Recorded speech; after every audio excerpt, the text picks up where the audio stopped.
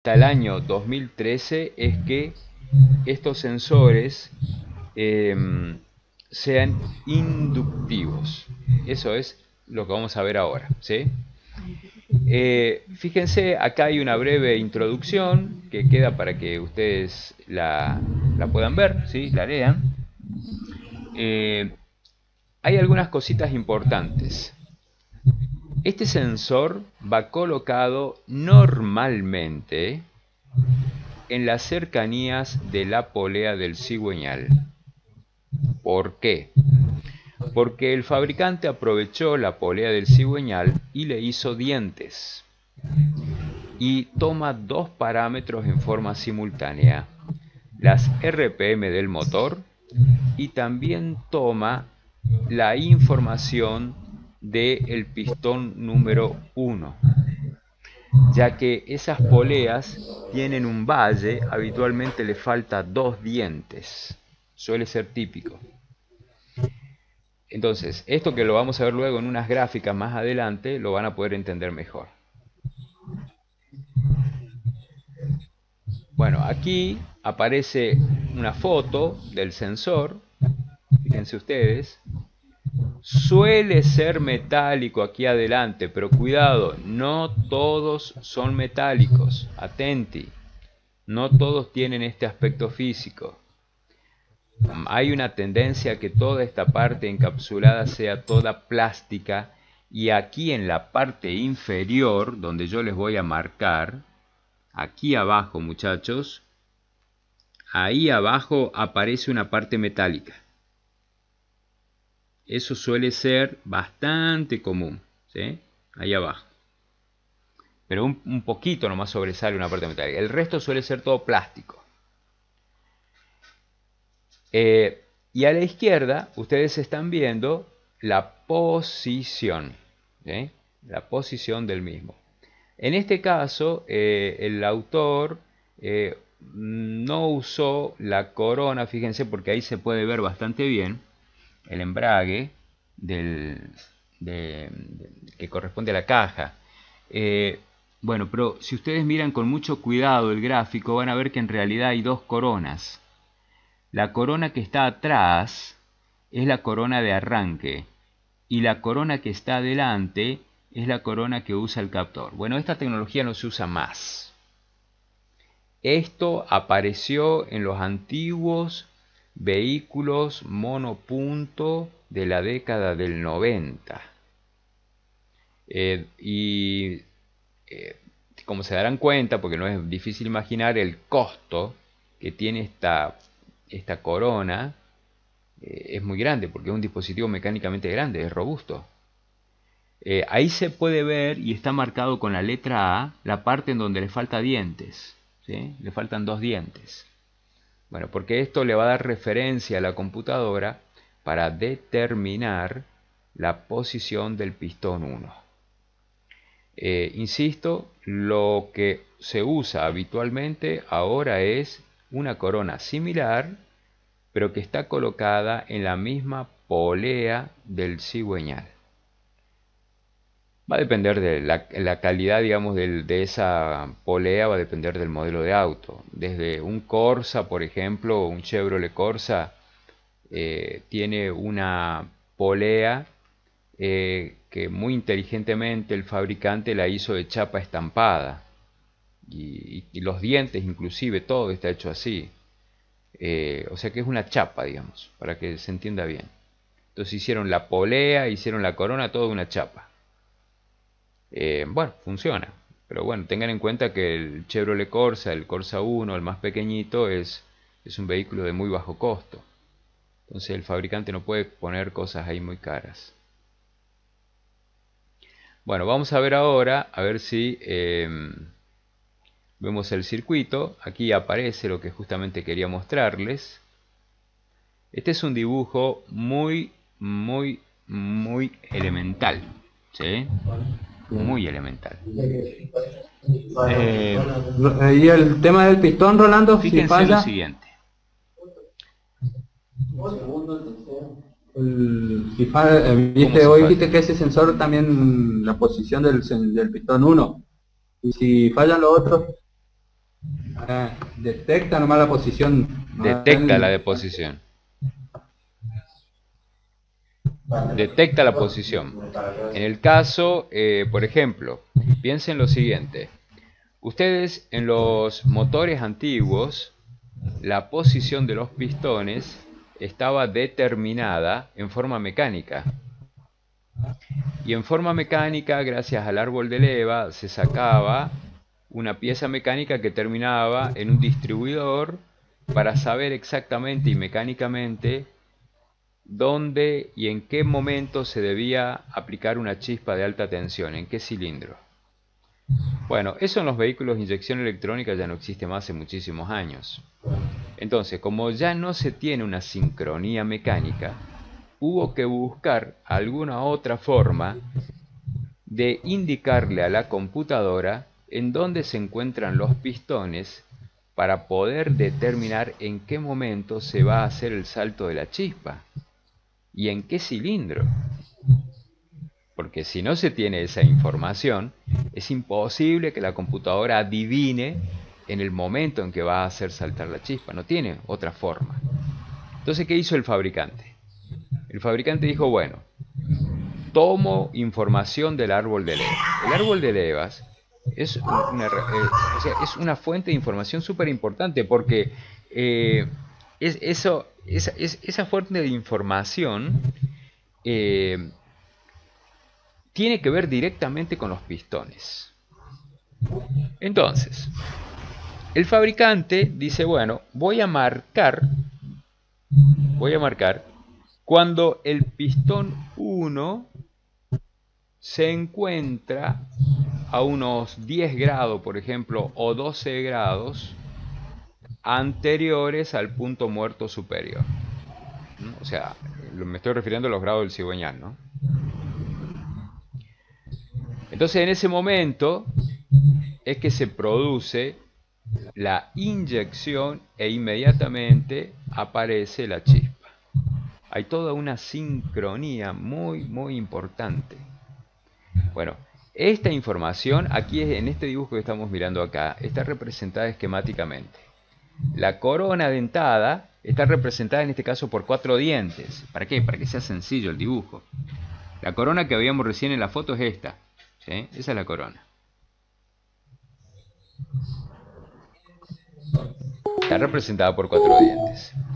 El sensor que estábamos mirando hoy en la foto tiene una bobina y un núcleo hecho con un imán, ¿sí? O sea, el núcleo está magnetizado. Fíjense que ahí se muestra imán permanente, ¿ven? Sí. ¿Ven que en la parte de la derecha dice imán permanente? No sé si alcanzan a ver. ¿Sí? Ahí. Imán permanente. Entonces, ¿qué ocurre? Como la corona está hecha con material ferroso, es decir, hierro, el campo magnético del núcleo de esa bobina se deformará cada vez que un diente de esta corona pase enfrente del sensor. Y ustedes dirán, ¿y eso qué tiene que ver? Bueno, sucede, muchachos, que cuando una bobina está alrededor de un núcleo que al mismo tiempo está magnetizado y si de alguna manera movemos ese campo, las líneas del campo cortarán las espiras de esa misma bobina. Y si eso sucede, se induce tensión en la bobina. Tensión en la bobina. Quiero dejar bien claro que esta bobina no recibe alimentación. No recibe alimentación. El fenómeno con el que entrega energía es lisa y llanamente el fenómeno de la inducción. Por el hecho de que un diente pase enfrente muy cerca del núcleo de la bobina, es suficiente para alterar ese campo y que aparezca tensión en los terminales de la bobina del sensor. ¿Qué forma tiene la señal que entrega este sensor? Tiene la siguiente forma.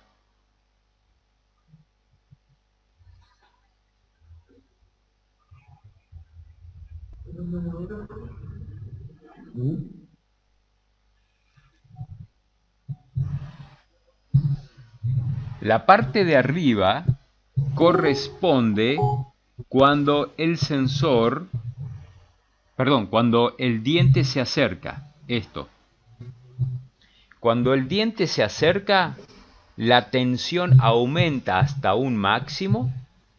Cuando el diente está enfrente, está ahí en ese máximo, y cuando está por pasar, cambia violentamente y se hace negativa, hasta un máximo negativo que viene acá abajo. De modo tal que cuando el diente se aleja, la tensión tiene esta forma, hasta que se anula, se hace cero. Esta señal se parece, cuidado que digo que se parece bastante a una señal senoidal.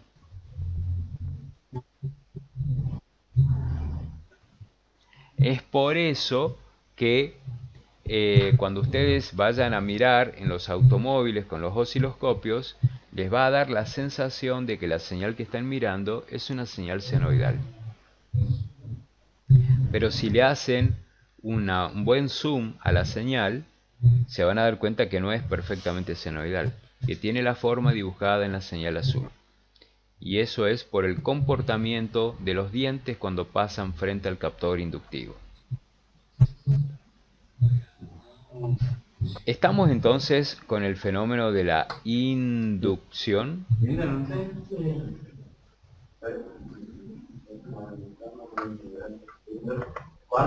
Eso lo ha demostrado un desgaste de un cilindro. No, el estado de buen tipo de modular o algo así. No. Esencia no la revuelta matando y demás. A ver, lo dijimos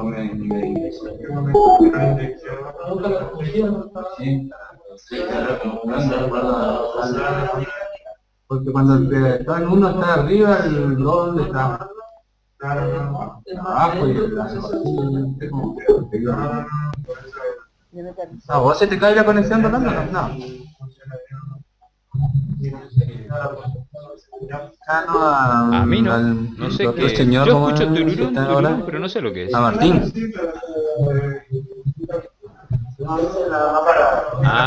Hay un Martín que está en La Plata, y Hugo que está en Chile, y Enrique que está en Uruguay.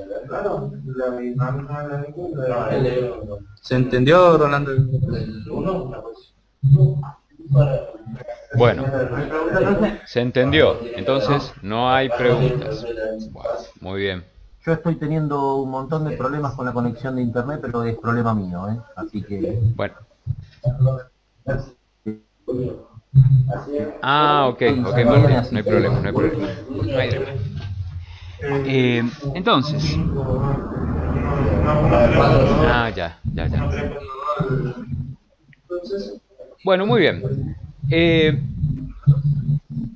Esto lo vamos a ver más adelante. Van a ver que en el apunte este se puede ver la señal. Hay unas señales captadas.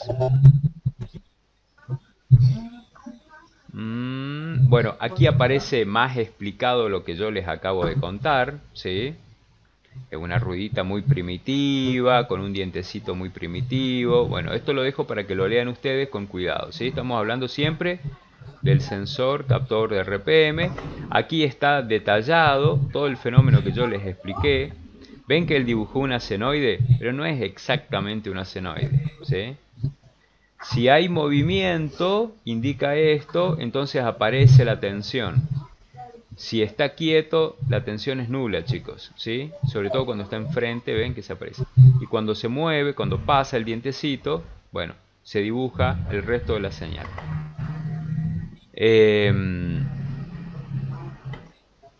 Esto es lo que quería mostrar. Estas curvas han sido captadas por osciloscopio en un motor real y en un captor real. Ustedes dirán, qué rara la curva de la izquierda. ¿Qué es lo que tiene, digamos? ¿Qué cosa tan extraña? Bueno, quiero decirles que esa parte muy rara que se ve acá, yo se las voy a marcar. Esta zona, que parece ser una zona muy extraña, corresponde a la ausencia de los dientecitos de los que hablábamos hoy. ¿No se ve? Ah, bueno, a ver, vamos a ver qué es lo que podemos hacer. Ahí sí. Sí, sí. ¿Se ve un poco mejor ahí? Bueno. Entonces, les decía, esta señal parece parece que hubiera algo mal acá, ¿no? Les marco aquí la zona y parece una cosa medio rara. Bueno, eso corresponde cuando aparece esa falta de dientes. Suele ser típica, o también aparece eso cuando hay un gran diente. En algunas coronas tienen un diente doble y un valle doble. Entonces, eso también es típico. Y ahí aparece la referencia que la ECU necesita para la sincronía de la que yo les hablé hoy. Tengan en cuenta que la sincronía no solo es necesaria para el encendido, sino que también es necesaria para la inyección. Entonces la máquina, ya el fabricante toma y sabe y dice, a ver, tengo la referencia, bueno, tantos dientes posteriores a la referencia, yo sé que el pistón 1 estará en su punto muerto superior. Por lo tanto, ya se ubicó perfectamente y sabe perfectamente en dónde se encuentra. Entonces dice, voy a hacer un salto de chispa 10 grados antes de que llegue el pistón a su punto muerto superior. Entonces, este concepto es clave porque es algo que la computadora maneja permanentemente. Lo segundo importante aquí a tener en cuenta es que esta señal tiene estrecha relación cuando se la compara con el sensor de fase que veremos luego. El sensor de fase es el sensor que va colocado en el árbol de levas. Ustedes saben, como mecánicos, ¿hay mecánicos allí presentes, Juan? ¿Hay algún mecánico? Uno va a trabajar mecánica, los dos que trabajan mecánica. ¿Hay mecánicos o no? No están los mecánicos. Faltaron.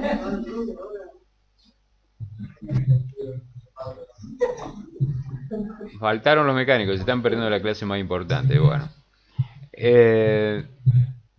Los mecánicos saben perfectamente. A ver, ¿cuáles son los mecánicos?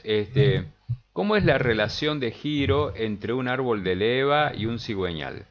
O sea, cuando gira, por ejemplo, una vuelta completa al árbol de levas, ¿gira también una vuelta completa al cigüeñal o no? Dos vueltas, muy bien. Muy bien. Efectivamente, porque nosotros trabajamos con motores de 4 tiempos. Entonces hacen falta 2 vueltas de cigüeñal. Exactamente. Bueno, esta sincronía también es importante para eso. Este sensor es fundamental porque se puede detectar con el osciloscopio si hay una puesta mal hecha, una puesta a punto mal hecha.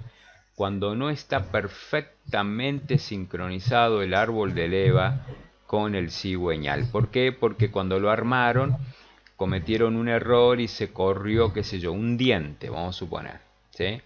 Entonces, en el osciloscopio se ve, porque se ve la superposición de las señales y se ve perfectamente el corrimiento. Pero si, también ustedes pueden usar esta señal como referencia para determinar en qué momento se dispara la chispa en la bujía correspondiente a este cilindro. También se puede usar esta referencia para determinar en qué momento la computadora abre el electroinyector y durante cuánto tiempo. Entonces, como ven, esta es una información fundamental, ¿sí? En los motores nafteros, el hecho de desconectar este sensor implica que sencillamente el motor se para automáticamente, ¿sí? Ustedes desconectan el motor, el sensor, y el motor se para. No hay mucha vuelta. Y la razón es simple. Se detiene porque la computadora dice, dejé de tener la información clave. No tengo la información que me sirve como referencia.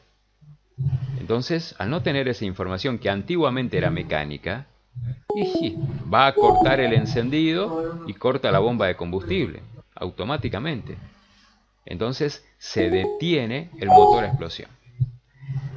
En el gráfico se pueden apreciar algunos detalles importantes. Vamos a aprovechar el dibujo ya que estamos acá. ¿Copio aparece todas las señales juntas?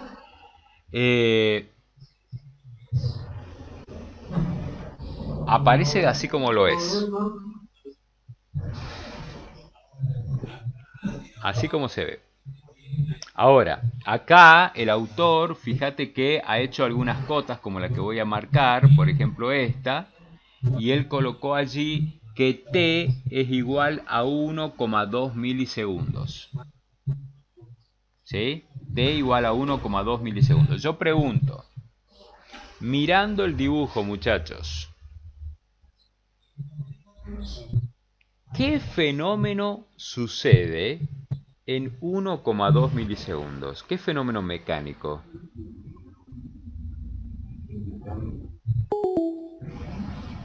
¿O qué indica eso? ¿Qué significa eso?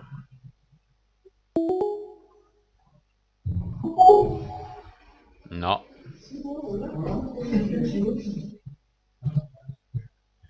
¿Qué les dije yo hace un rato sobre la señal? Un periodo.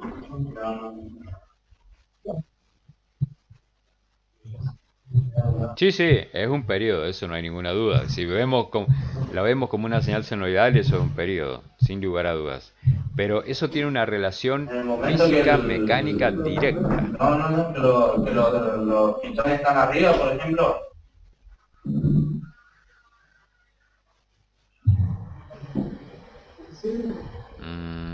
No.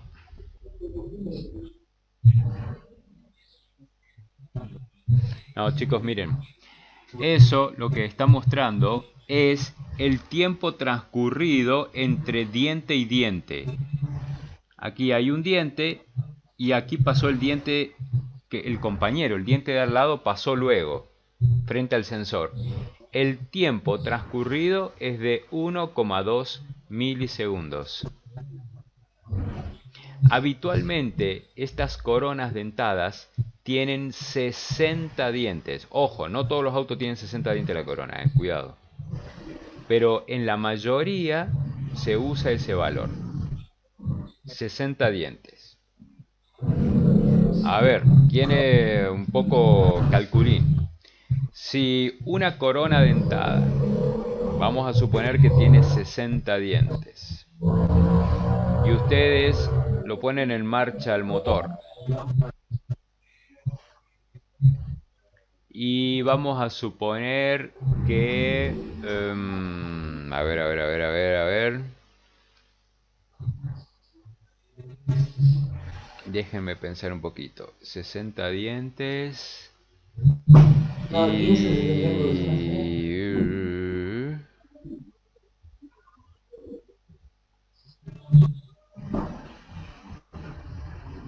si el motor girase a 1000 RPM, vamos a poner un número redondo para que no se complique, ¿cuántos dientes pasarán frente al sensor por unidad de tiempo?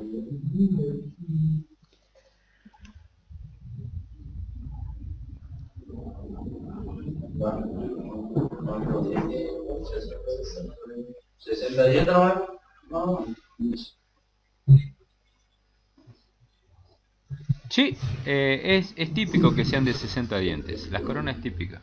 60.000 dientes.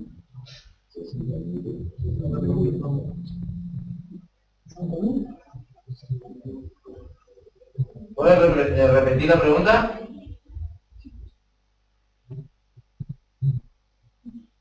Sí, vamos a suponer que un motor gira a 1000 RPM, ¿sí? Supongamos, un ejemplo. Y supongamos también que la corona es de 60 dientes. Entonces, la pregunta sería, ¿cuántos dientes pasan frente al sensor por unidad de tiempo? ¿Un diente no pasa? No. Unidad de tiempo. Unidad de RPM, ¿cuántas veces? Unidad de segundo. El minuto, 60 segundos. Son 60 segundos, son casi los 60 dientes, ¿o no? Casi, sí. Entonces, 1000 son cerca de 60.000 veces. 600, casi 600. ¿No? Casi 600 por segundo. A mí de RPM, 60 dientes tiene. 60.000, ¿no? Pero los RPM no son minutos. Sí, el RPM es minuto, lo tocamos unidad de tiempo. Y por segundo. La unidad medida de segundo. Claro. 60 por segundo. Por 60 ¿no? 60.000 segundos. 60.000. 60.000. Vuelta. Bien. ¿60.000 qué?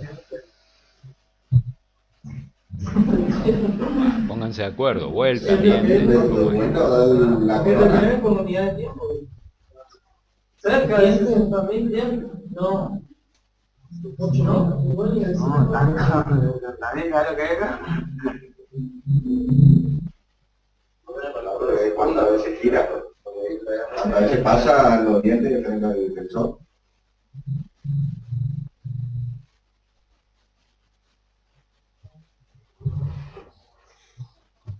A ver, les cambio la pregunta. Veo que se han hecho una rosca terrible.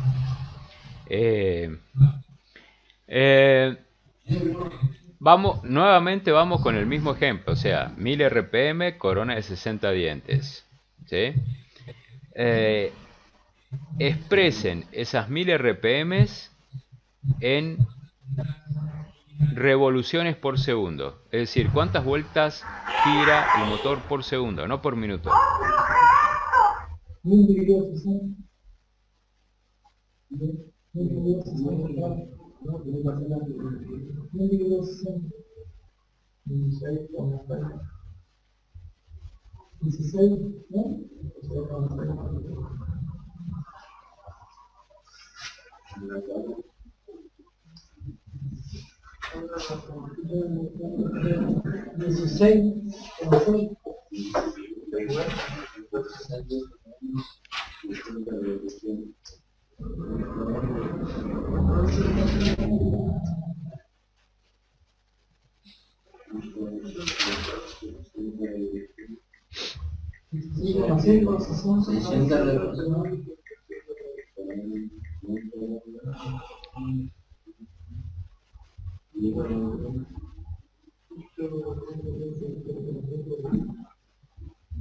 16,6 vueltas por segundo.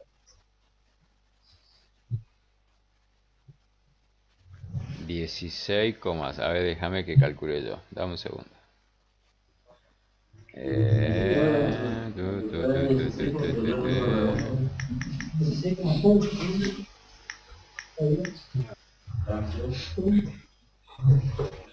Sí, señor. Efectivamente, da 16,66 o 16,7 vueltas por segundo.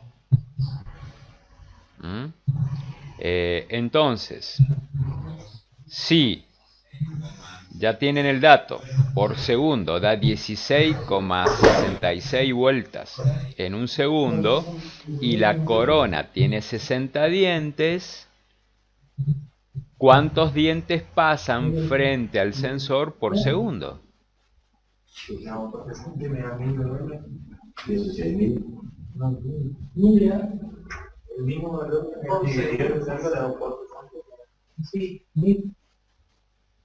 ¿1000 dientes? No, se puede. Sí, ¿cuánto? 1000 dientes. 1000 dientes.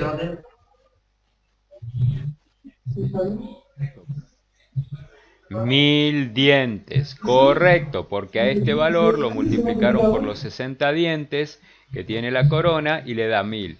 Lo que significa, muchachos, que el número 60 no es un número caprichoso, es un número colocado a propósito, de modo tal que por cada diente a ustedes les indica una RPM directamente. Fíjense qué ingenioso,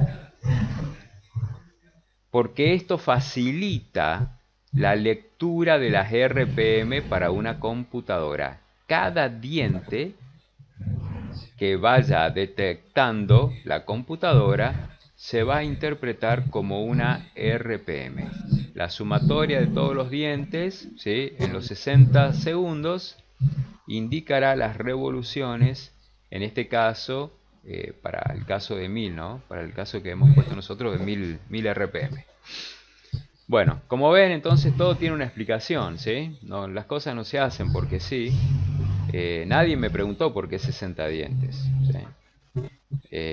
Y no es por capricho. Es por este motivo que ustedes mismos acaban de calcular.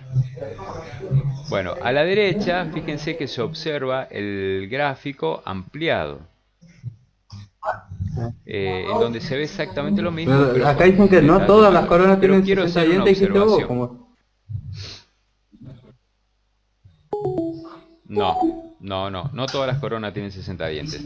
Sí es cierto que la mayoría las tiene, eso es cierto. ¿Y las que no la tienen? mayoría de los autos tienen coronas de 60 dientes, pero hay excepciones. Y las que no tienen... si las que no tienen, el fabricante acomodó para el valor de cantidad de dientes que le puso en la corona. O sea que yo no les puedo decir qué valor. Ustedes tendrán que mirarlo. Un detalle que quiero marcar. Ven que allí el autor ha marcado la amplitud de la señal en 1 voltio. Cuidado. Cuidado, ¿por qué? Porque ese volt de amplitud de la señal es para un determinado régimen de RPM. Como es un sensor inductivo, atención con esto, estamos hablando de un sensor inductivo, a medida que se aumenten las RPM, la señal tenderá a aumentar en amplitud.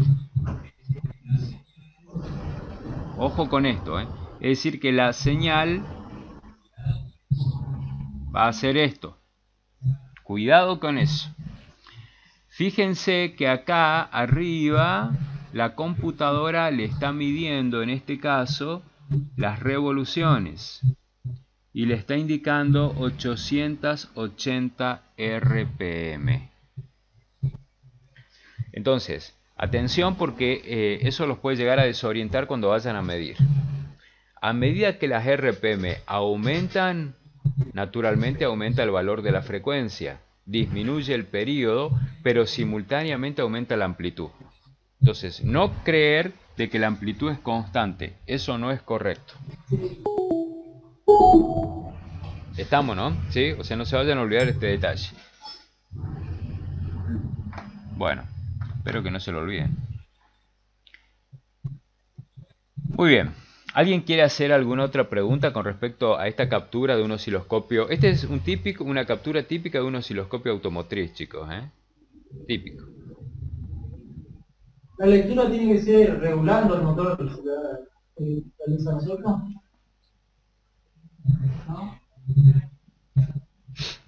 No, El mecánico lo que hace es lo coloca en ralenti y luego lo pone a distintos regímenes de RPM para verificar si se cumplen correctamente los momentos de inyección, los tiempos de inyección son los normales, si el encendido es correcto, porque en los manuales aparece y te dice para un determinado régimen de RPM el encendido tiene que ser de un avance de tanto. Para determinado régimen de RPM, el tiempo de inyección es de tantos milisegundos. Porque hay encendido bueno, que moderando no hay que verificar. No se nota el corte, hay algunos que aumentar la velocidad y como que corta la corriente, ¿o no?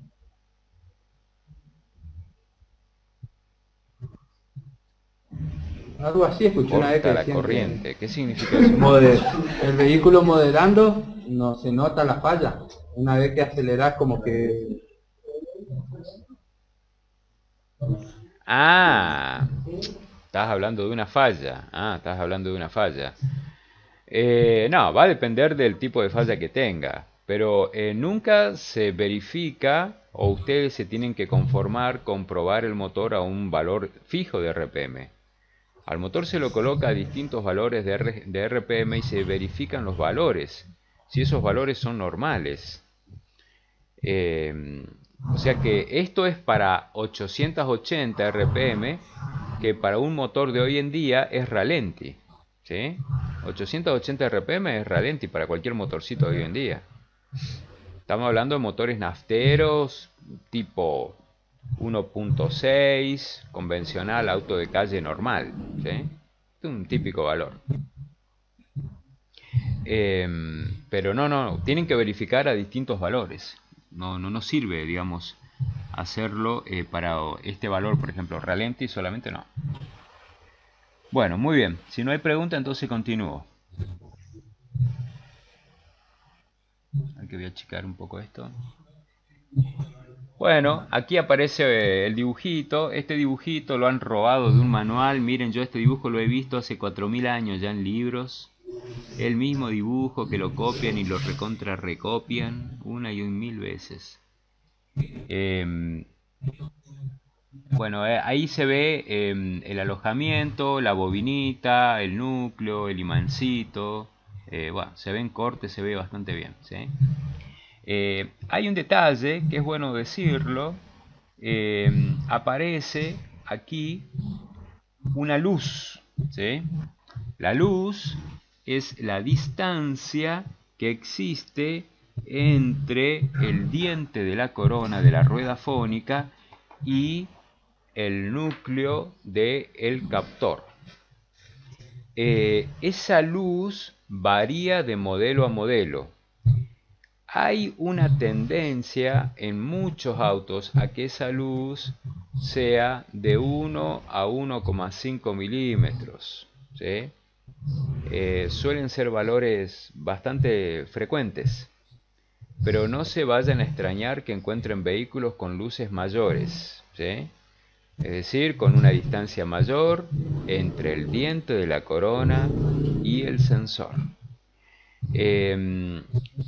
En algunos modelos de automóviles, este sensor se puede regular, es decir, que se le puede cambiar la posición y por ende la luz. En otros motores no es factible cambiar la luz. Cuando se abulona el sensor, queda fijada la luz automáticamente. Tienen que mirar muy bien, ¿sí? En el caso de los motores que la luz es fija, bueno, ahí no hay nada para preocuparse. Pero en el caso de que la luz es variable, entonces ahí sí que tienen que abrir el ojo y tienen que consultar la información técnica para colocar el sensor con la luz correcta. Si no, les aseguro que no van a lograr ponerlo en marcha el motor, ¿eh?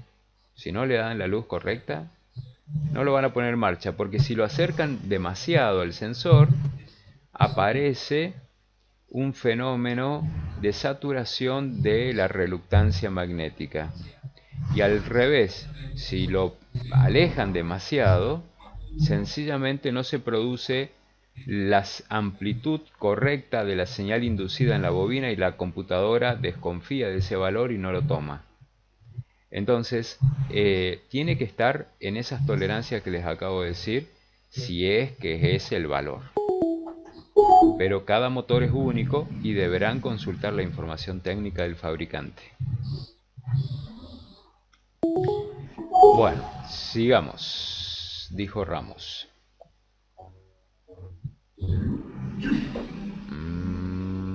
Veamos.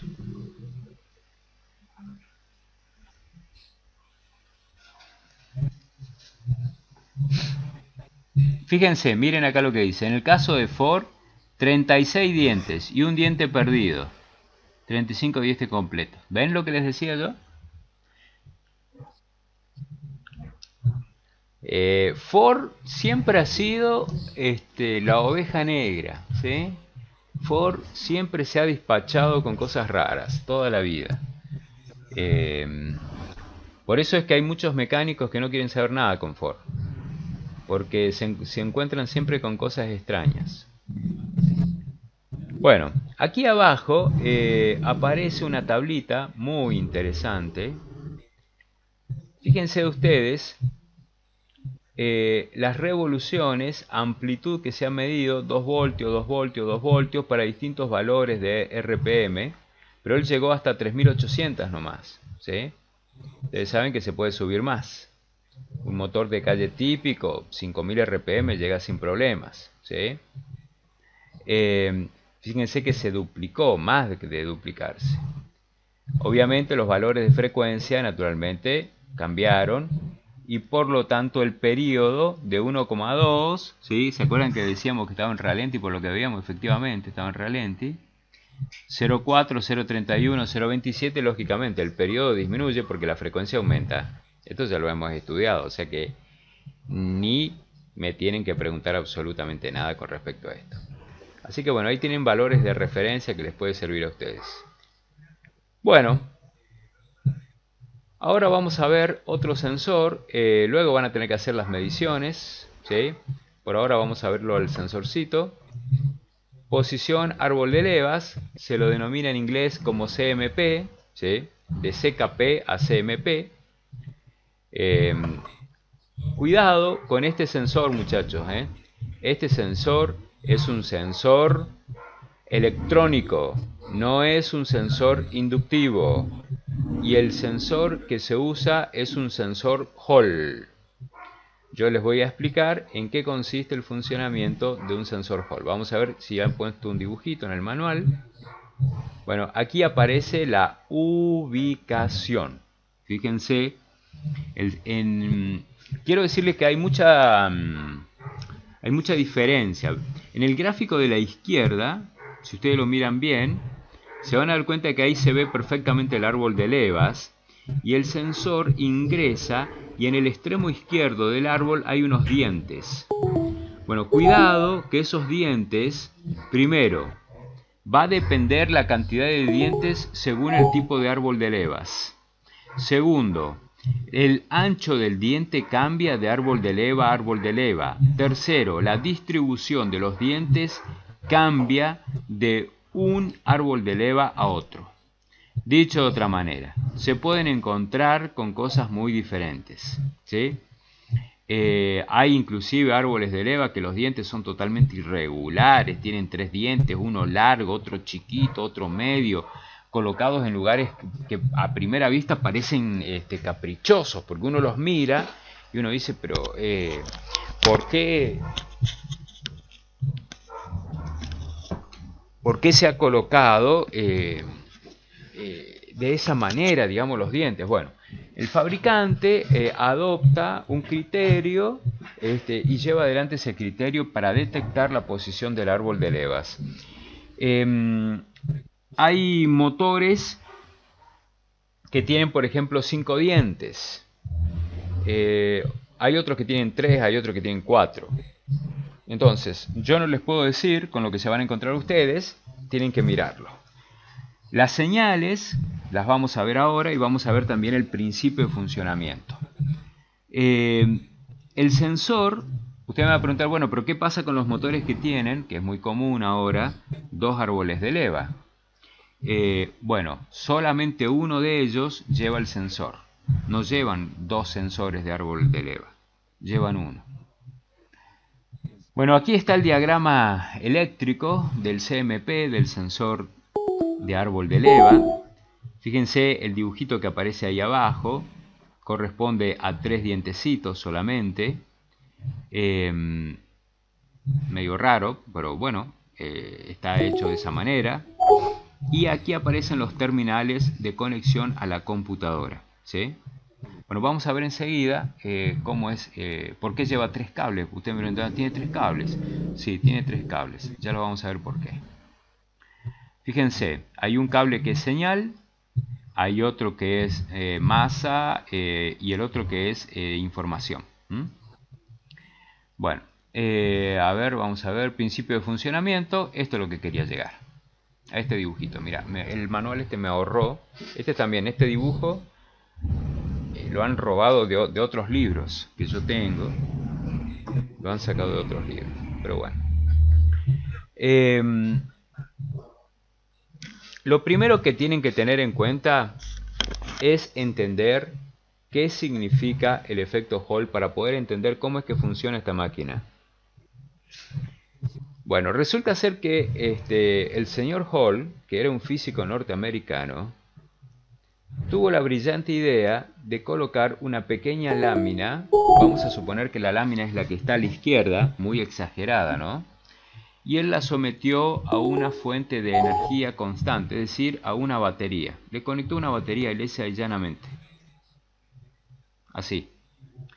Evidentemente, si ustedes le conectan allí una batería, nada impide, porque nada impide, de que circule una corriente en este sentido. Nada impide. Bajo esas condiciones, la laminilla que él usó era una lámina de cobre, porque es lo que él tenía en esa época. En la época de Hall no había material semiconductor. Todavía el material semiconductor no se había desarrollado en la industria.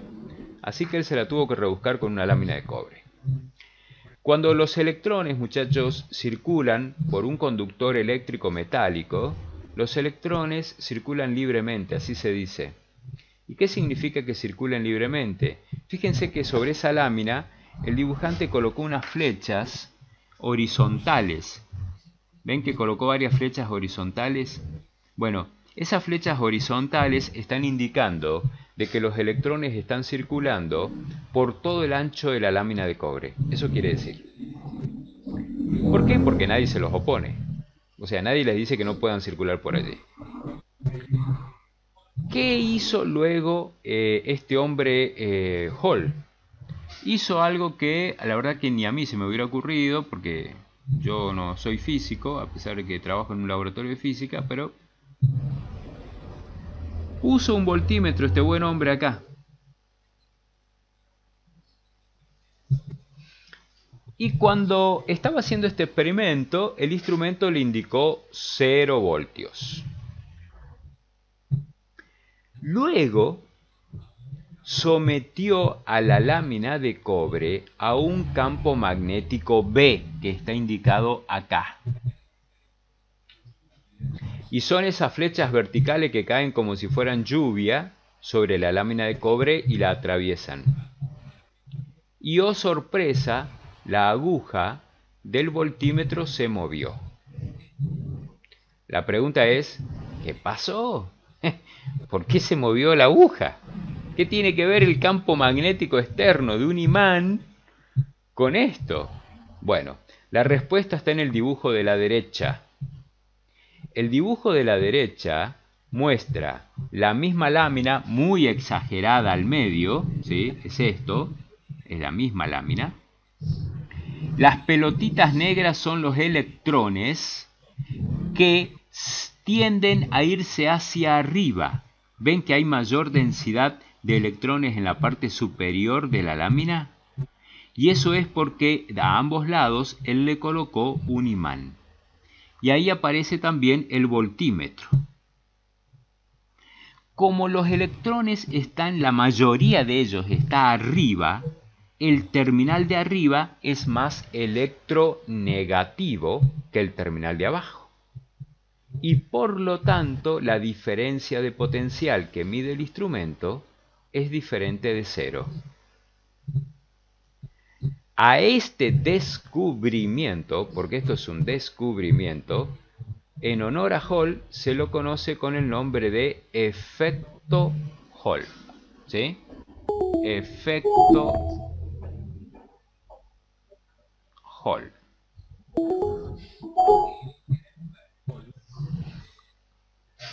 En la época de Hall, en realidad cuando Hall hizo este descubrimiento, los físicos lo aplaudieron, pero porque era algo increíble, o sea, era algo sorprendente para la física ver algo así. Sin embargo, en ese momento nadie le encontró ninguna aplicación. Dijo, está muy lindo lo que hizo Hall, pero no sirve para nada. Porque en aquella época no tenían la tecnología para poder aplicarlo. Con la llegada de los materiales semiconductores, se acordaron del efecto de Hall y lo llevaron a la práctica. Y reemplazaron la laminilla de cobre por el material semiconductor. Este reemplazo fue revolucionario. ¿Por qué?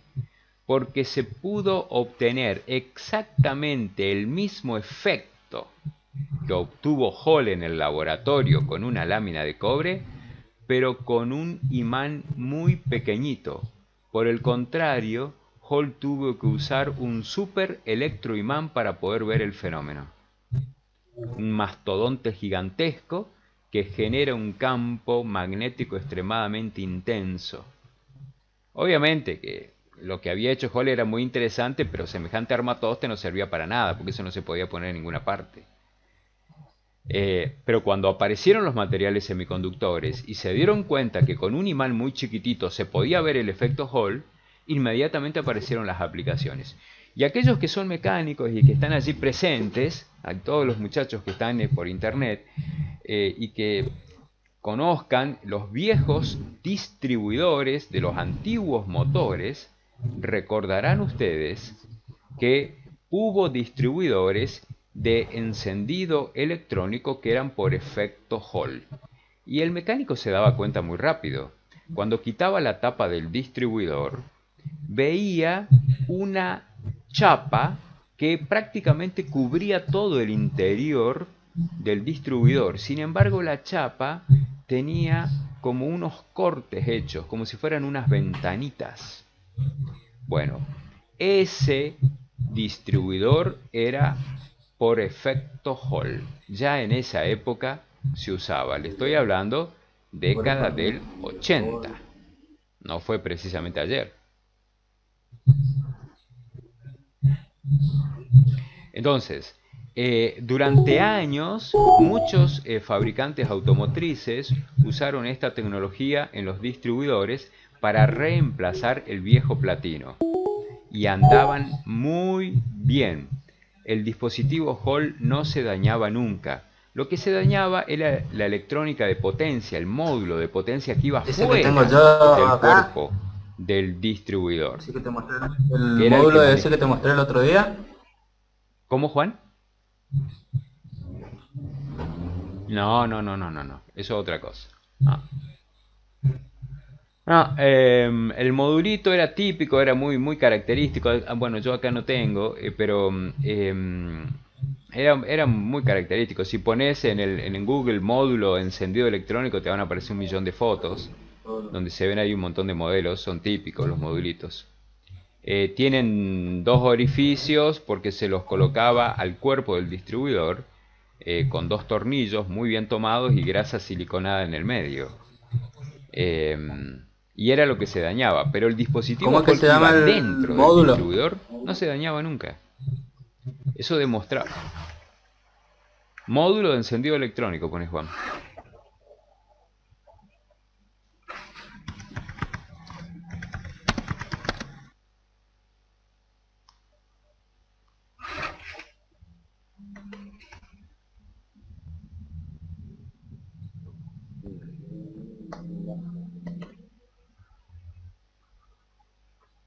Esto hay uno y otro.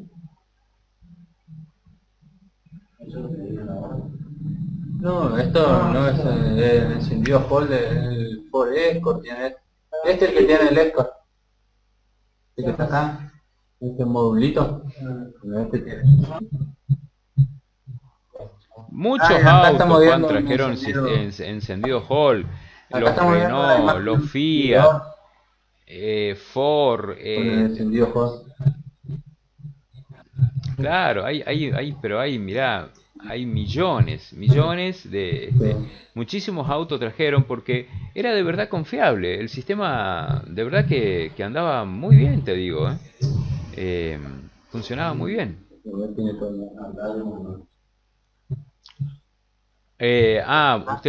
estoy viendo la cámara de ustedes en vez de ver lo que ustedes están mirando. Compartí tu pantalla, Juan, ¿eh?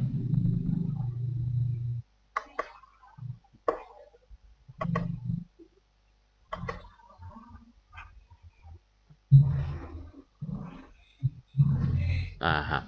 Acá hay un... Ahí están, ¿ves? Ese es típico. Esos modulitos son típicos. Bueno, y era eso lo que se dañaba. ¿Por qué? Porque ese módulo era un módulo de potencia, y ese módulo de potencia gobernaba el primario de la bobina de encendido, que en aquellos vehículos era de aproximadamente 7 a 8 amperes. Bueno, como 8 amperes es una corriente considerable, y el distribuidor estaba muy cerca del bloque del motor, tomaba temperatura y bueno, fallaba, ¿sí? O sea, se quemaba y entonces había que reemplazarlo. Pero nunca, yo les digo porque hice yo una investigación, y hablé con muchísimos mecánicos y les preguntaba si alguna vez habían tenido que cambiar el dispositivo Hall, que de hecho no venía como repuesto, al menos acá en Argentina, y ellos me decían que no, que lo que siempre cambiaban era el módulo de potencia externo. El dispositivo Hall no fallaba. Bueno, eso tiene que ver entonces con la confiabilidad de los sensores Hall. Es un dispositivo muy confiable, muy confiable. Eso no quiere decir que no se rompa, ¿sí? No existe el dispositivo perfecto que es irrompible, eso es una utopía. Todos, tarde o temprano, toda máquina tiene un tiempo de vida útil y llega un momento en que falla. Con ese, ¿no? ¿Este es yo? Pero bueno. ¿Cuál? ¿Este? Bueno, muy bien.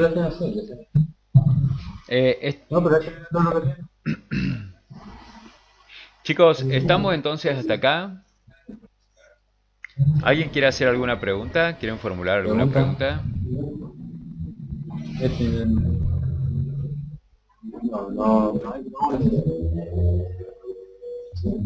¿No hay preguntas? Bueno, si no hay preguntas, continúo entonces. ¿Seguimos o no? Bueno, muy bien.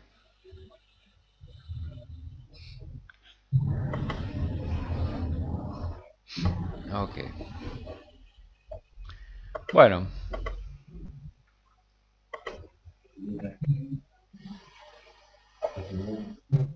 Aquí está lo voy a ampliar para que lo puedan ver bien, porque me decía Juan vos que no lo podían ver bien. Aquí aparece la señal tal y como entrega un sensor Hall en un osciloscopio. Fíjense, lo voy a remarcar, ¿sí? Por si alguno no lo interpreta bien, pero la señal que está entregando el sensor es esta, chicos.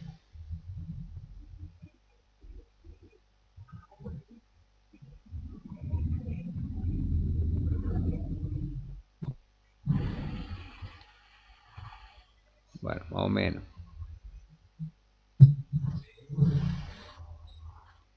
Esa es la señal, ¿sí? Como se darán cuenta, está clarísimo que es una señal del tipo digital. Ya no es una señal analógica como la que vimos anteriormente para el sensor inductivo.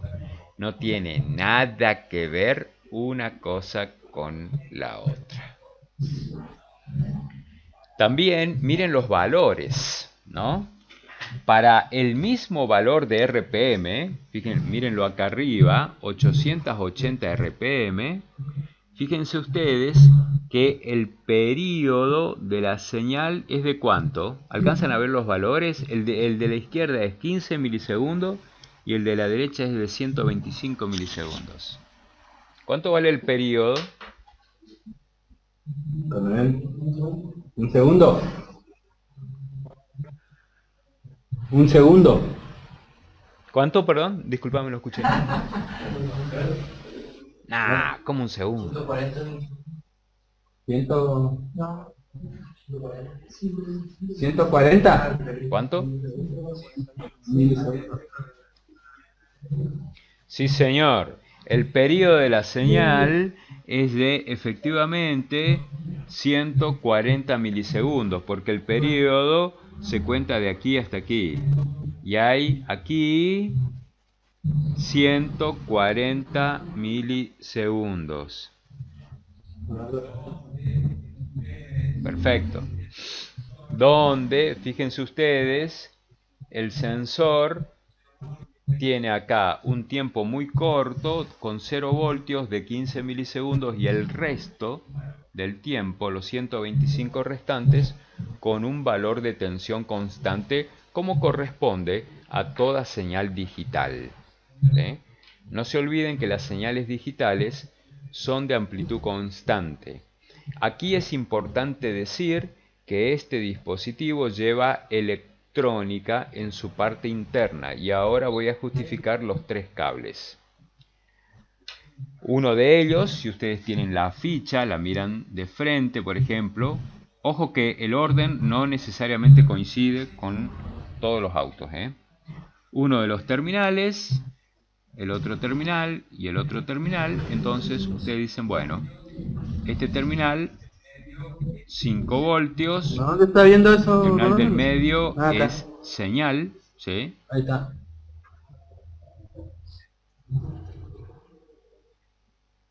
Señal, y el último de los terminales es 0 voltio referencia o masa.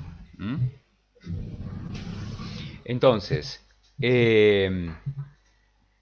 y el motivo entonces de por qué tiene 3 terminales un sensor de estos es porque lleva electrónica en su interior. Y como lleva electrónica hay que darle alimentación.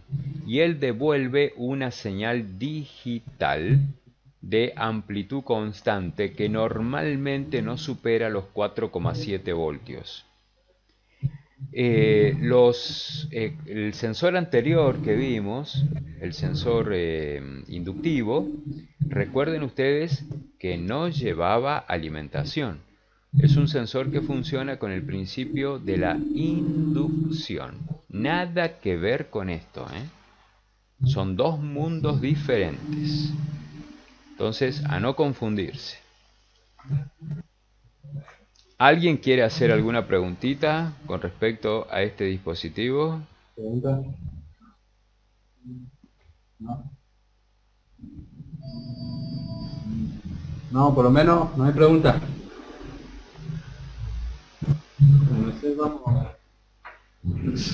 Bueno, vamos a tomar un recreo. Va a ir bien entonces.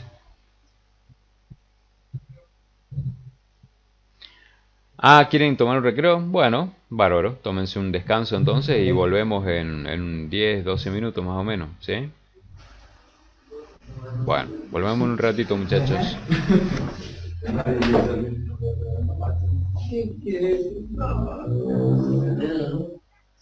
¿Está caliente?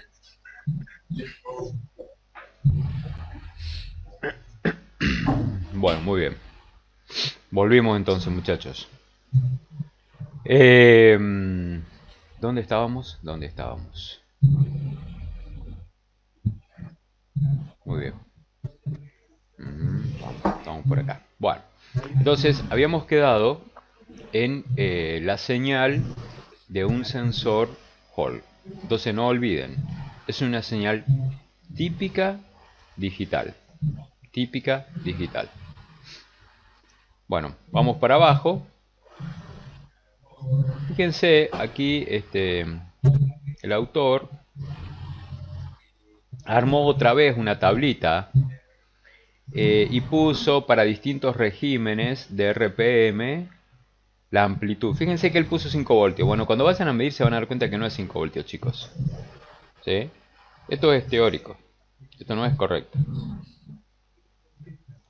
Van a medir menos de 5 voltios. Lo que sí les puedo decir es que la amplitud va a ser constante. Naturalmente, la frecuencia de las señales aumenta a medida que aumentan las RPM y el periodo, por supuesto, disminuye. Eso ya a esta altura lo saben bien. Bueno, los sensores que hemos visto son los sensores más importantes, yo diría, lo que prácticamente todos los vehículos tienen, ¿sí? Después hay sensores que son secundarios y que no todos los motores lo traen. El caso es el del sensor MAF, ¿sí? El sensor MAF es un caso típico. Eso lo vamos a ver de otro apunte. Lo que vamos a ver ahora es una parte un poquito de inyectores, o sea, la parte de actuadores. Ahí tienen una típica rampa, ¿sí? Lamentablemente la foto es muy mala, pero es una típica rampa de un motor de 4 cilindros en donde están colocados los inyectores, ¿sí? La rampa, el objetivo de usar una rampa es para que la presión del combustible en los 4 inyectores sea exactamente la misma, ya que allí en ese tubo la presión en todo el tubo es la misma. Entonces, cuando la computadora le da energía a un inyector durante un determinado tiempo, la computadora ya sabe la cantidad de combustible que está inyectando. ¿Por qué? Porque la presión es constante. Bueno, aquí aparece un diagrama. Quiero que miren con mucho cuidado este diagrama, porque este es un diagrama típico. Fíjense ustedes de que la alimentación del inyector, en este caso, es una alimentación directa. Atenti que no todos los motores son así, cuidado. Este es un ejemplo de un tipo de motor, precisamente no de los más nuevos.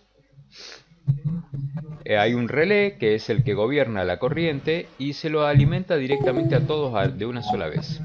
Sin embargo, la ECU es quien cierra el circuito a través de un transistor dándole masa al inyector que quiere excitar. Siempre se hace esto, ¿sí? Siempre se gobiernan las masas. Así que este circuito ténganlo presente porque es típico en los planos automotrices. Además que hay un montón de variantes de este circuito. Bueno, pulso de activación, pulso de activación. Bueno, el principio de funcionamiento, bueno, aquí nosotros no vamos a entrar en la parte hidráulica. Dentro de los inyectores hay cámaras donde aparecen unas cámaras donde el combustible se acumula y aumenta la presión. Y ahí tienen en celeste lo que es el bobinado, ya que en este caso se trata de inyectores inductivos, ¿sí? Bueno, y esos circulitos negros corresponden a los O-ring que llevan los inyectores, ¿sí? Cuando se colocan los inyectores en las máquinas para lavar inyectores, y si es que se usa algún detergente corrosivo para las gomas, tienen que sacar los O-ring, salvo que los vayan a cambiar, pero si no, los O-ring se quitan. Y otra cosa que se debe quitar de la parte superior es el filtro. Los filtros de los inyectores se cambian típicamente cada 10.000 kilómetros, ¿sí? Pero hay que seguir las indicaciones del manual del motor. Bueno, vamos a ir a ver las señales, que es lo que a mí me interesa. Fíjense, esta es una típica señal de activación de un electroinyector. O sea, como se activa por masa, la tensión acá decae. Pero fíjense que hay una cosa media extraña que sucede acá. Algo que no estaba previsto, digamos. En el punto 4 parece todo normal. O sea, acá. En el punto 5 también, parece que está todo bárbaro. En el 3 también. ¿Por qué? Porque durante un determinado tiempo la computadora le da masa para activar al inyector. Pero lo extraño sucede en el punto número 2. En 2 aparece un pico de tensión increíblemente alto que puede llegar a tener hasta valores de 400 volts. La pregunta es, ¿de dónde salieron esos 400 volts? Si a este inyector se lo alimentó con, lo hemos visto en el diagrama anterior, con una fuente de 12 voltios. Bueno, esto sale porque el actuador es una bobina. Las bobinas reaccionan con tensiones opuestas, sumándose a sus valores, para poder impedir el cambio. Cuando ustedes quieren someterla a una variación violenta a una bobina, la bobina siempre se opone. Entonces, para oponerse a este cambio, ya que se le dio tensión y fíjense que subió hasta que el valor se estableció nuevamente en el valor normal. ¿Y por qué? Y porque sencillamente la bobina no es una fuente de energía, entonces no tiene como mantener esos 400 voltios permanentemente. Entonces la tensión decae. Pero ese pico de tensión, mientras tanto, está aplicado a la electrónica de control. Entonces, los transistores de potencia que gobiernan los electroinyectores tienen que soportar tensiones de al menos de 400 voltios. Por eso, los transistores que se usan actualmente son transistores del tipo MOSFET, que cualquier transistor MOSFET soporta al menos 500 voltios entre drenador y surtidor, ¿sí? Con ustedes vamos a ver transistores MOSFET un poquitito más adelante. Yo he comprado acá una buena cantidad que les voy a colocar a Juan en las maletas para mandárselos, para que puedan practicar con esos transistores. Yo no sé si ahí en Sespeña van a conseguir transistores MOSFET. He comprado un transistor muy clásico, que de nuevo no tiene nada, pero que tiene características suficientes para lo que ustedes van a hacer. 500 voltios, 8 amperes es una característica suficiente para gobernar un electroinyector sin riesgo de dañarlo. Entonces, lo que están mirando, que quede bien claro, es una típica señal de gobierno de un electroinyector, y la deformación de esta señal se debe a que el inyector, la carga, es inductiva. Donde hay bobinas siempre verán picos positivos o negativos, dependiendo qué es lo que estén haciendo. Estamos entonces, chicos, con esta señal. ¿Alguien quiere hacer alguna pregunta de esta señal? ¿Pregunta?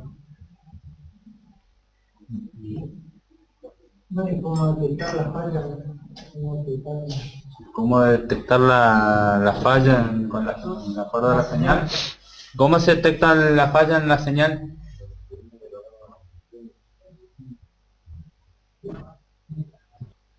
La falla en la señal. No.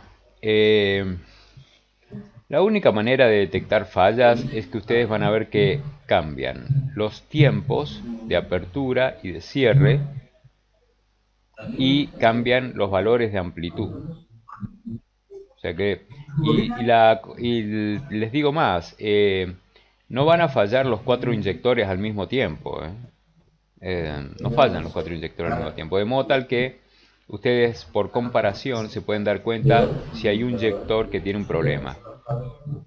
Además, el inyector no se evalúa solamente desde el punto de vista eléctrico, sino que los inyectores se los somete a un análisis y a una evaluación hidráulica.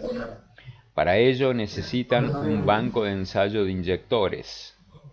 Los bancos de ensayos de inyectores los pueden comprar, que son un poco caros, o los pueden armar. De cualquiera de las dos maneras son válidas. Un banco de ensayo de inyectores típico lleva una rampa como la que vimos hoy en la fotografía, lleva un circuito eléctrico de control de los electroinyectores, como el que van a armar ustedes la semana que viene y van a gobernar, lleva una bomba de combustible con la que le van a hacer circular no combustible sino un fluido, y lleva unas probetas, que tienen que ser 4 probetas iguales, milimetradas, tienen que ser probetas graduadas, porque uno de los parámetros que se miden los inyectores es el caudal. Entonces se lo somete a los 4 inyectores al mismo tiempo a el mismo ancho de pulso eléctrico, lo que significa que los 4 inyectores abrirán durante el mismo tiempo. Si hay un inyector que llena menos, es decir, que la cantidad de centímetros cúbicos que depositó en la probeta es menor y que se lo ve a simple vista, bueno, ese inyector evidentemente tiene un problema. Normalmente son depósitos que se colocan en la tobera del inyector, son típicos de autos a gas. Ustedes ahí en el Chaco no tienen gas, pero aquí en el centro de Argentina, en Córdoba, sí es muy común el gas. Y entonces, si los sistemas electrónicos de control de los equipos de gas no son de última generación, las fallas son típicas.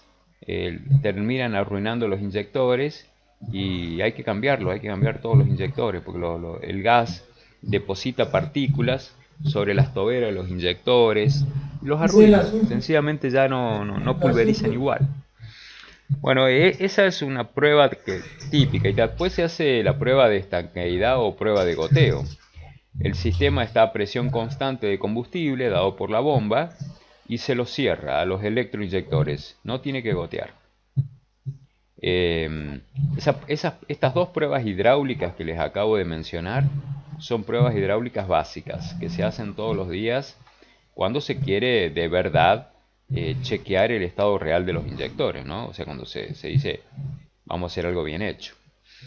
Ustedes pueden armar un banco de ensayo, ya les digo, con estos elementos que les cité y con una electrónica muy simple, que si no la quieren armar con microcontroladores porque no saben programar, la pueden armar con 555. O sea que yo he tenido alumnos aquí en Córdoba que lo han hecho con eso. O sea que es una cosa muy simple. Se tienen que conseguir sí los elementos y montar todo y armar todo, y tiene que estar bien armadito. No puede ser una cosa así nomás atada con alambre, tiene que estar bien hecho. Pero que se pueden armar un banco de ensayo. Yo he tenido inclusive un alumno acá en Córdoba que armó un banco, pero él armaba bancos para vender y los vendía, pero muy bien hechos, mandaba inclusive a fabricar los gabinetes, o sea, muy profesional, te diría. Muy bien hecho, muy bien hecho. Y los vendía bien, te digo, a buen precio los vendía. Así que bueno, esto es entonces desde este punto de vista.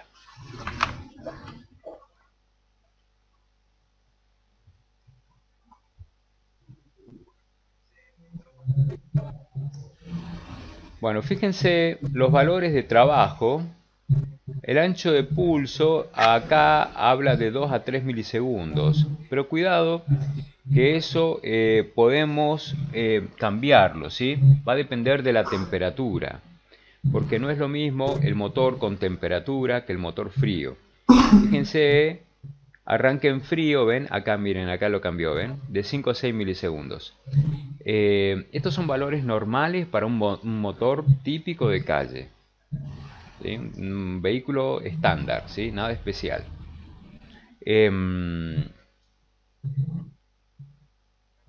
Obviamente que esos valores cambian también según el régimen, ¿sí? El régimen de RPM. Así que estos valores los vamos a tener que medir luego, no, lo vamos a tener que poder medir. Lo van a medir con osciloscopios. Bueno, después viene el tema de bobinas de encendido. ¿Mm? Tema de bobinas de encendido, para el caso de ustedes no es una cosa extremadamente compleja. Vamos a comenzar viendo a ubicación. Ahí aparece una fotografía, yo creo que muy bien tomada, donde se ve un típico sistema de encendido estático de salto por chispa perdida. Fíjense de que son en realidad dos bobinas, ¿no? Uno dice, ¿por qué tengo dos bobinas? Si antiguamente se usaba una sola. Bueno, este es un sistema de encendido de motores multipunto que todavía hay muchísimos en la calle, pero no es lo que se está usando actualmente. Ya, ¿sí? Esto ya no se fabrica prácticamente. Vamos a ver cómo es el sistema acá en este gráfico.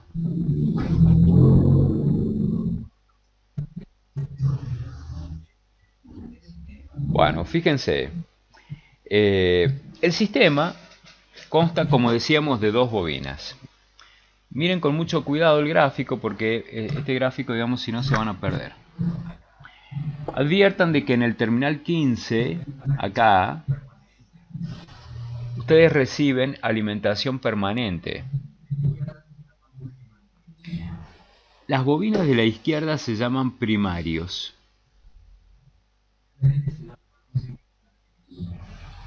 Y las de la derecha se llaman secundarios.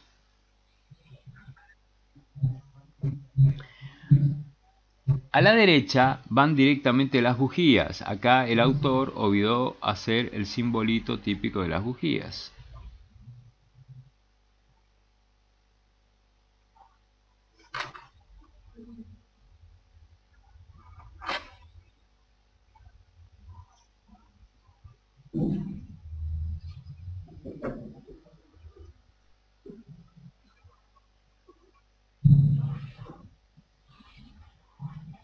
Bueno,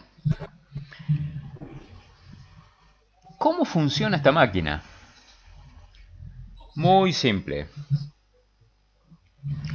Observen de que hay dos transistores de potencia que están gobernando los terminales libres de los primarios de las bobinas de encendido, llamados terminal 1 y terminal 2. ¿Y cómo lo hacen? Bueno, ustedes ya han usado transistores y saben perfectamente que si le dan un pulso, entonces logran durante un determinado tiempo habilitar el transistor y habilitar el primario de la bobina de encendido, cerrando el circuito a masa. Cuando se le quita la masa al bobinado primario, aparece alta tensión en el secundario. Y ustedes me van a decir, sí, pero en el secundario yo tengo dos bujías por bobina. ¿A cuál de esas dos bujías, por ejemplo, tengo la bujía 1 y 4 arriba? ¿A cuál de esas dos se les va a dar la chispa? ¿Ustedes qué creen? ¿A cuál de las dos bujías les dará la chispa a la bobina? ¿A la 1 o a la 4?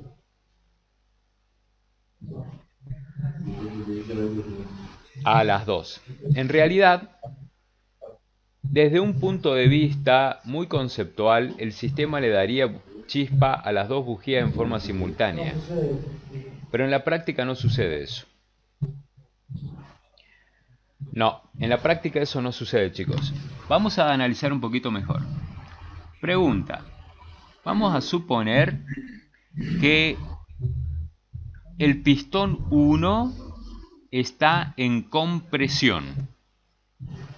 ¿Sí? El pistón 1 está en su carrera de compresión. El pistón 4, ¿en dónde se va a encontrar? ¿En qué situación se encuentra?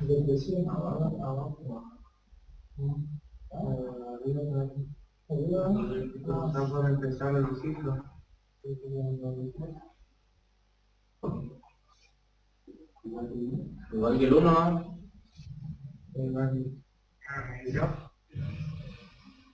No, no. No.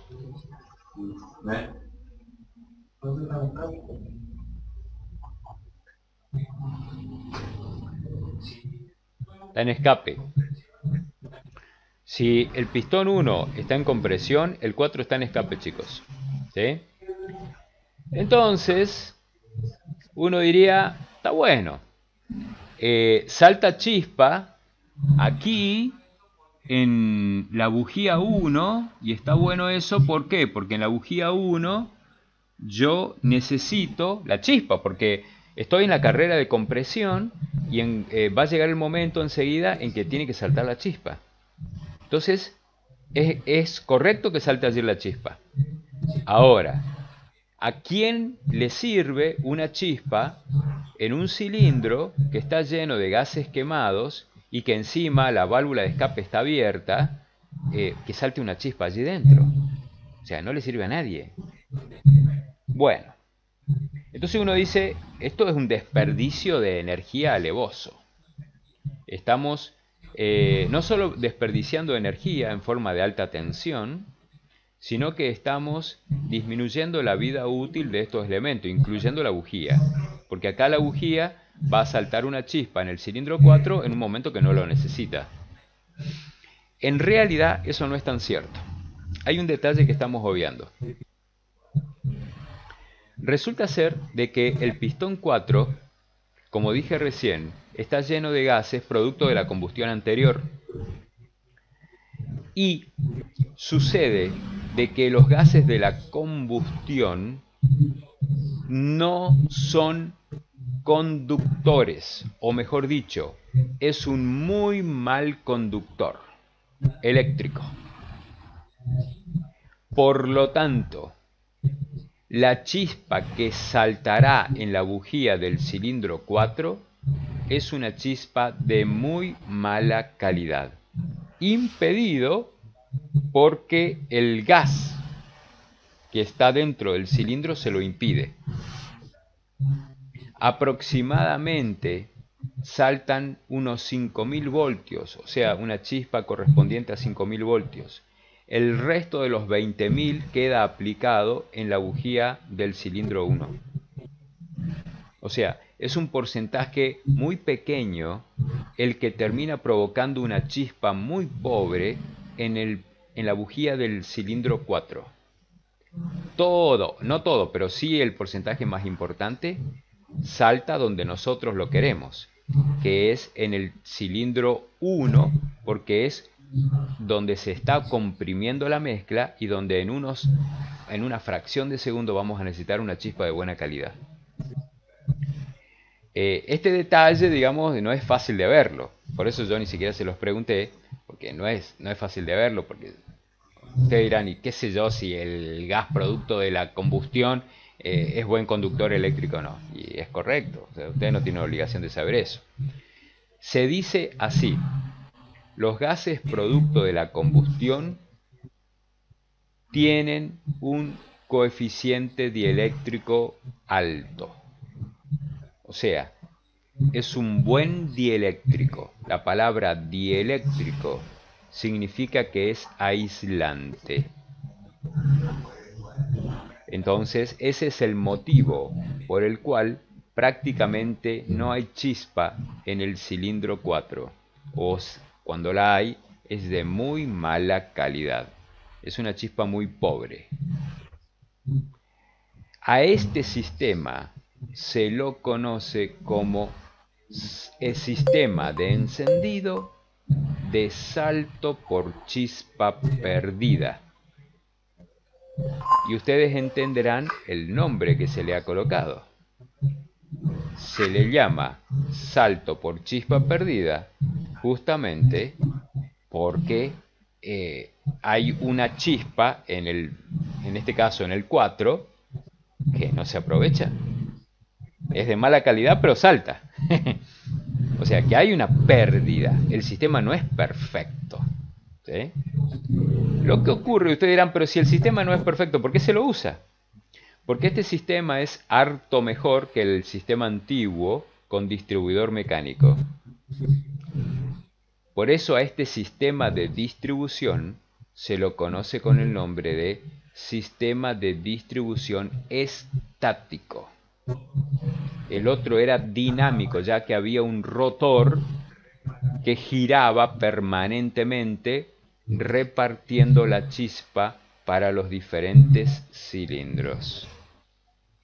Aquí no hay partes móviles, no hay un eje, no hay un rotor, no hay una tapa con el distribuidor como era antiguamente, no hay nada de eso. Están, como vieron en la foto, las dos bobinas y los cables que van directamente a las bujías. El mismo procedimiento va a suceder luego en el otro par de cilindros, el 2 y el 3, con la misma temática, ¿sí? Y luego volverá al 1 y al 4, pero invertidos, donde el 1 será escape y el 4 será compresión, y así, digamos. Se va mezclando el proceso y se va repitiendo. ¿Se comprende el sistema, chicos, de encendido de salto por chispa perdida? ¿Alguien quiere hacer alguna pregunta?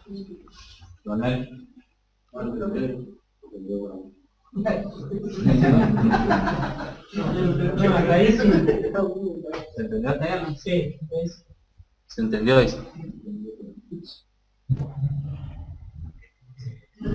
¿Se entendió? Bueno. Las señales se las puede ver con osciloscopio tanto en el arrollamiento primario como en el arrollamiento secundario.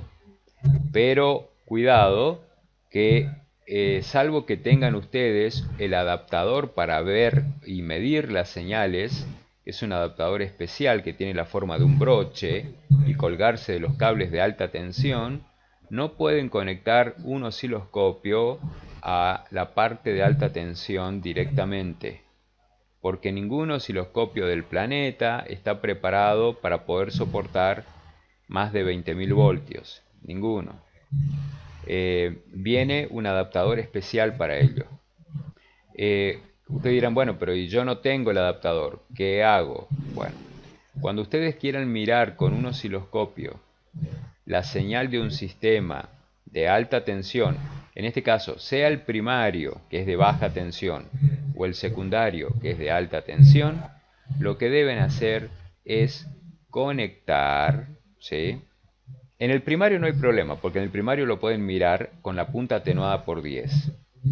Pero en el secundario, lo que tienen que hacer es darle un par de vueltas del cable de la punta del osciloscopio al cable de alta tensión del encendido.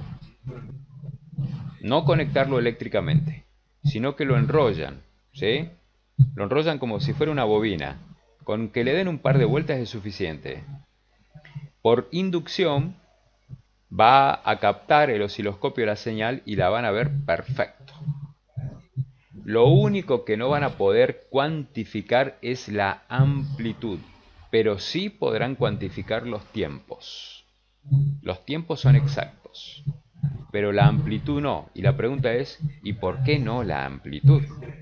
Porque ustedes están dándole vuelta al cable de alta tensión en forma no explícita, o sea, sin ningún método establecido. A ojo de buen cubero lo están haciendo.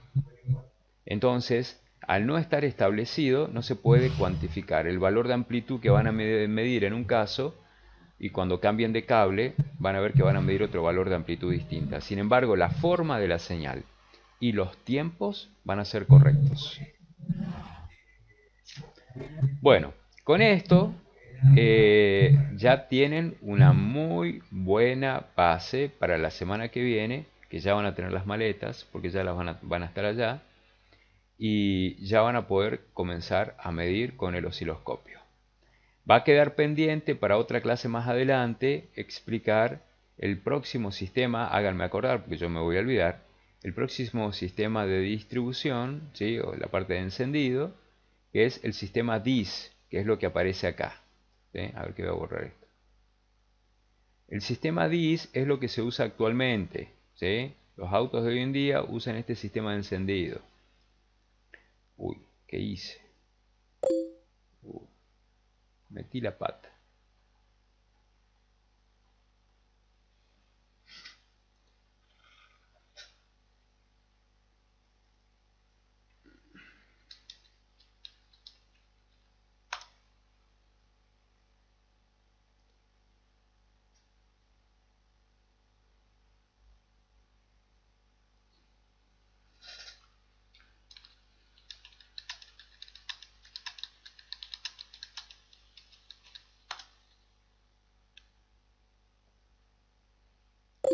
Bueno, muchachos, me dicen que se cortó del otro lado, o sea que ya perdió la conexión con el establecer conexión. Sí, efectivamente se cortó.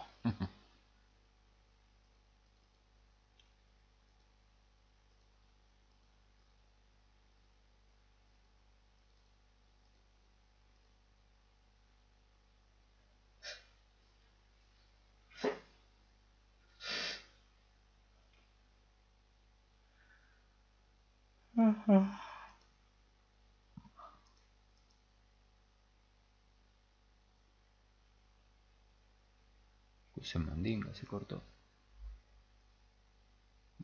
¿Qué va a hacer?